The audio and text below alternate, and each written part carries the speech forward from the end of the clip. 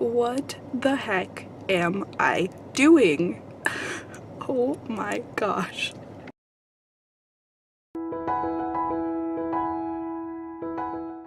My name is Andrea Burgess. I'm an undergraduate student at the University of Florida studying educational neuroscience.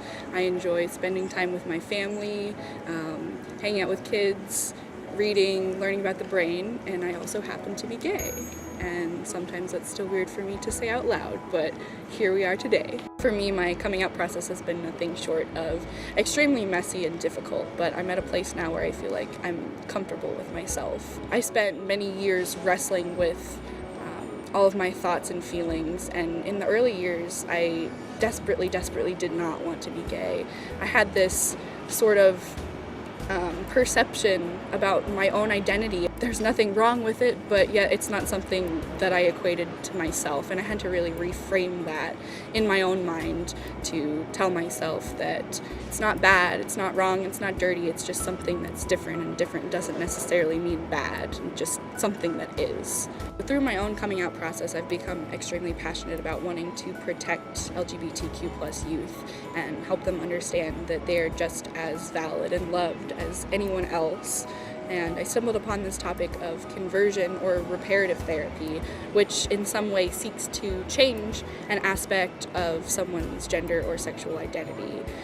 And I thought back to myself as a young, impressionable teenager and how damaging and devastating that would have been had I gone through something like that. For this project, I really wanted to gain a deeper understanding about why individuals held the belief that conversion therapy is beneficial for LGBTQ+ individuals. I wanted to use the project to help debunk harmful stereotypes and myths, advocate for positive change, and to understand really why people were holding this pseudoscientific belief. And I'm not exactly sure where the project is going to take us, but we're along for the ride, so go ahead and join us. I wanted to introduce a bit about the history of conversion therapy before jumping into the heavy stuff. Conversion therapy has its roots in psychoanalytic theory in the 1920s, when homosexuality was viewed as pathological in nature. With the advent of behaviorist theories in psychology in the 1950s and 1960s, psychologists began to use aversion and shock therapy to attempt to convert individuals and to reduce their behavior. Edmund Bergler was one of the most important psychological theorists of homosexuality in the 1950s. He claimed to cure almost 90% of cases of homosexuality using a punishment-based therapy known as confrontational therapy, although his work was later discredited. The first edition of the Diagnostic and Statistical Manual, also known as the DSM, which is a comprehensive classification of officially recognized psychiatric disorders, classified homosexuality as a disorder in 1952. In 1987, the APA formally removed ego-diastonic homosexuality from the DSM, which was seen as a huge win for the LGBTQ+ community. In a 2000 statement, the American Psychological Association stated that the APA opposes any psychiatric treatment, such as reparative or conversion therapy, which is based upon the assumption that homosexuality is a mental disorder, or based upon the a priori assumption that the patient should change his or her homosexual orientation. They also released a formal statement saying, quote, "There are no studies of adequate scientific rigor to conclude whether or not recent sexual orientation change efforts do or do not work to change a person's sexual orientation." In the most current version of the DSM, there are no mentions of homosexuality as a disorder. However, there are still mentions of gender and sexual identity in the manual, but they are in relation to the stress and anxiety that an individual feels, which could stem from societal pressures, feeling gender dysphoria, etc. Some psychologists have taken this perspective and twisted it in a way that works for their own agenda, such as Joseph Nicolosi, who is the creator of the term reparative therapy. His method is a client-led approach to talk therapy to self-repair unwanted same-sex attraction. To me, it seems like conversion therapy disguised as old-school psychoanalysis. Nicolosi takes the view that homosexual men need to restore their masculinity to live life to their fullest, but there is no mention of homosexual women or transgender individuals. A lot of the studies cited on his website, as well as the National Association for the Research and Treatment of Homosexuality, or NARTH, are not from reputable peer-reviewed journals, do not have double-blind studies, and do not show meta-analyses to support their claims. A journal that is frequently cited by NARTH is the conservative journal The New Atlantis, and in a special report they stated, while some people are under the impression that sexual orientation is an innate, fixed, and biological trait of human beings, that whether heterosexual, homosexual, or bisexual, we are born that way, there is insufficient scientific evidence to support that claim. Just because the evidence hasn't been found yet doesn't mean it's not there. And even if it is not biological in nature, why does it make it wrong? Every part of our being is a gene by environment interaction, no matter how you look at it, which makes that argument just that much more frustrating. I don't see reparative therapy as explicitly problematic for adults, because they have the tools and the know-how to seek their own paths. But I do see it as problematic for children who are in positions of inferiority and may not have the knowledge yet to understand who they want to believe. As of right now, there are about 15 countries that denounce the use of conversion therapy in some capacity, 9 states in the US with bans on conversion therapy for minors on the basis of sexual orientation and gender identity or expression, and a number of other states with pending legislation. A majority of the scientific community in the US is in agreement with what the APA cites, that conversion and reparative therapy are not beneficial for LGBTQ+ individuals, but yet there are still organizations out there, such as NARTH and Joseph Nicolosi's organization, that disagree and cite their own evidence counter to what the APA has cited, and I want to figure out why this is. Tomorrow, I am meeting with Dr. Mark Dilworth, who is a Christian counselor who focuses on children, teens, and adults with unwanted homosexuality or transgenderism. He is an individual from the Hope for Wholeness Network, which has the slogan, "Freedom from Homosexuality through Jesus Christ," and it is their mission to help those who struggle with homosexuality to find freedom and live according to God's design. And I wanted to read some of their core beliefs about homosexuality so you can see what I am getting myself into tomorrow. They say that homosexuality, whether in practice or identity, as well as other sexual addictions, is against God's plan for mankind, that true lasting change is possible but requires a commitment to the process of healing and transformation, and that same-sex attractions are not chosen, nor is there any scientific evidence to point to genetic causation. I am meeting with him tomorrow in a kind of undercover, covert type operation, and I wanted to get the experience of what it's like to meet with a counselor who believes I want to change my attraction to women. Getting ready to go. I am only freaking out a little bit. I kind of feel like that meme where there's a dog surrounded by fire and it just says, "This is fine. Everything's fine." I am excited, nervous, anxious, but let's get this over with.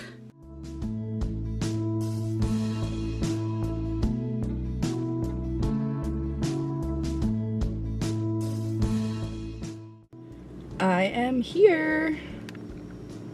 There he is. Mark S. Dilworth, PhD. Let's do this.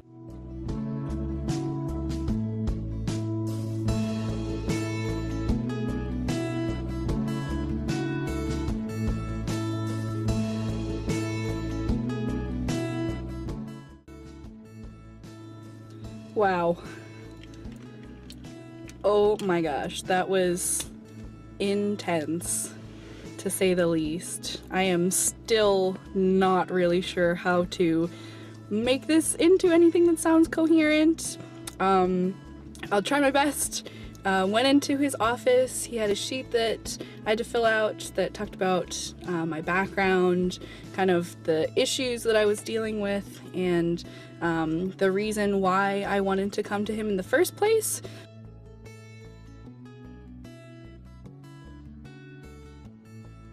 Filled out the sheet, came back into his office, which was very typical, kind of like psychology esque type setting. We talked about a lot of things. His first question was to really ask me how I was going to pay him. And I couldn't use insurance or anything like that, so that was kind of a red flag number one. The other red flag that I kind of got was him really taking the blame off of himself. He would never claim that he would be able to change me into a heterosexual orientation. So red flag number two there. I am still in this crazy headspace of trying to understand what just happened, but there's a lot to think about. It was an experience, which is what I expected, but never at any point felt unsafe, which was great. He is a person who genuinely does want to help people, but it is a bit misguided. I also forgot to show this book that was given to me called Into the Promised Land Beyond the Lesbian Struggle. And the lesbian struggle is now definitely going to be my new favorite tagline for myself. So today I'm going to be meeting with a director from the American College of Pediatricians, which is a group based in Gainesville, Florida, that posits for the positive development of the child through a mother-father-family group only.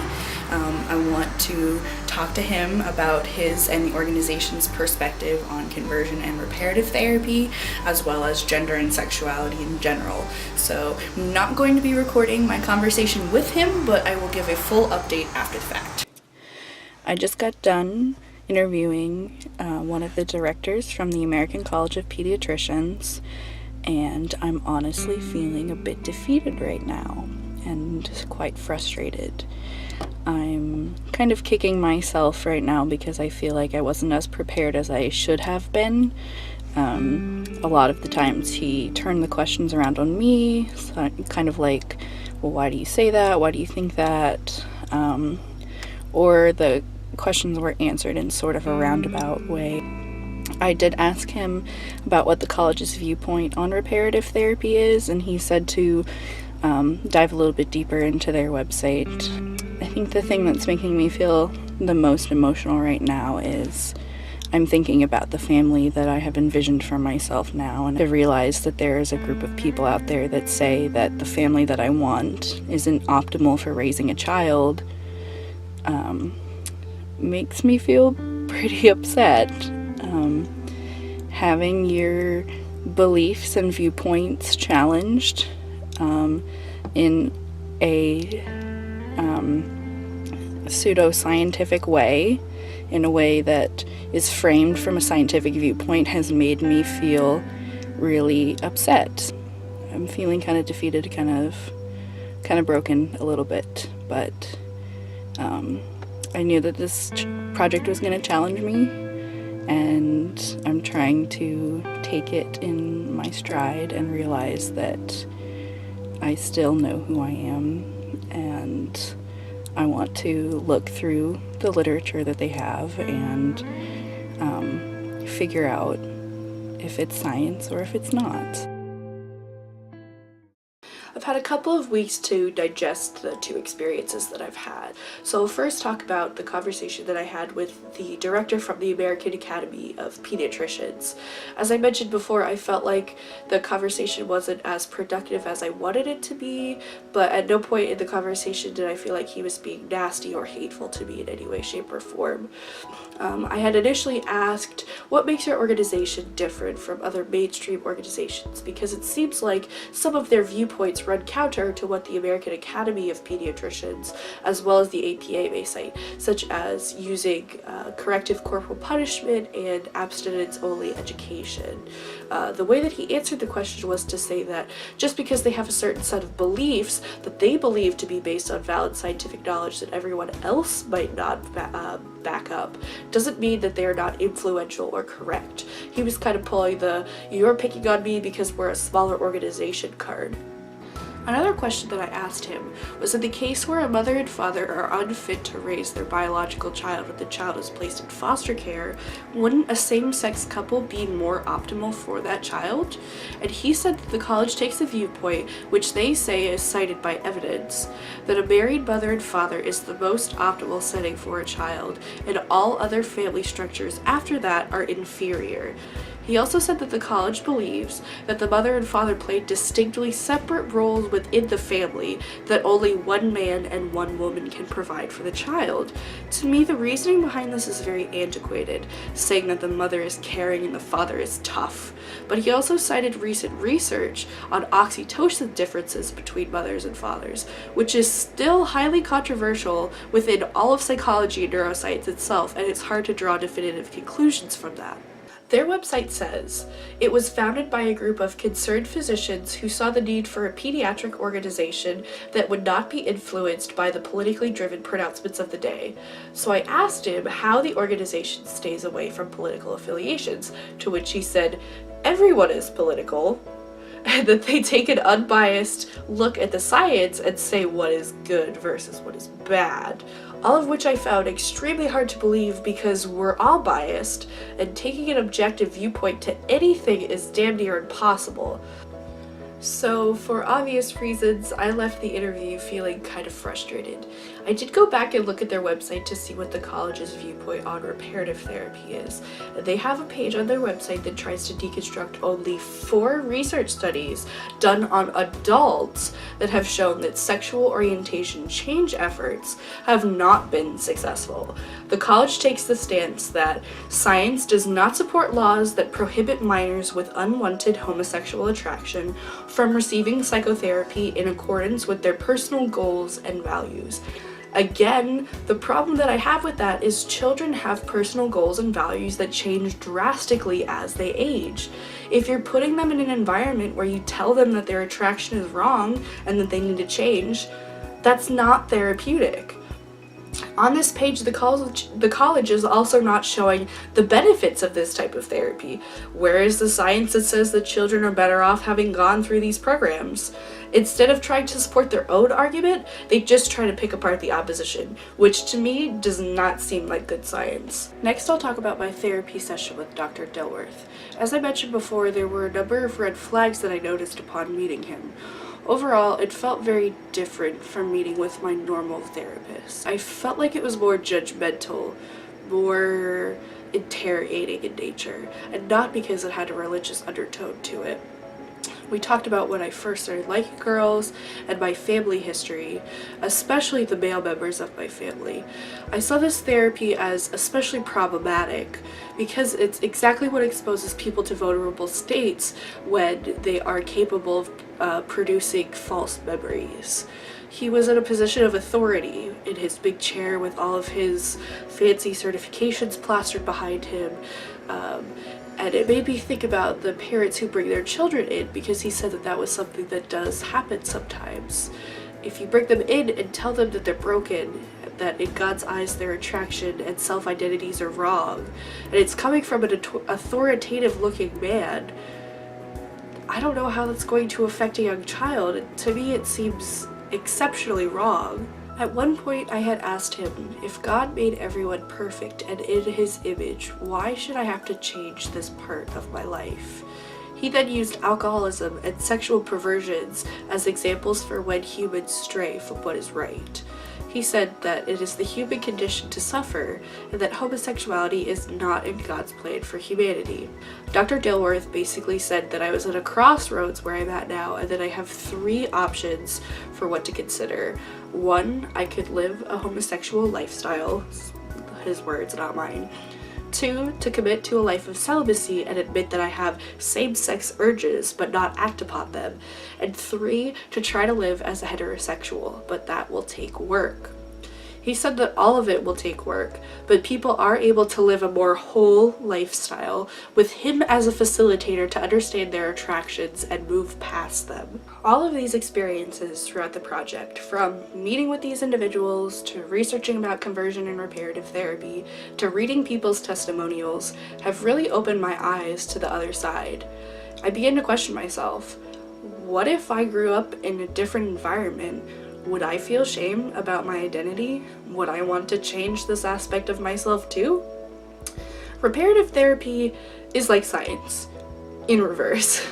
Instead of basing their claims on theories and science that is the best course of action to take, they're working backwards.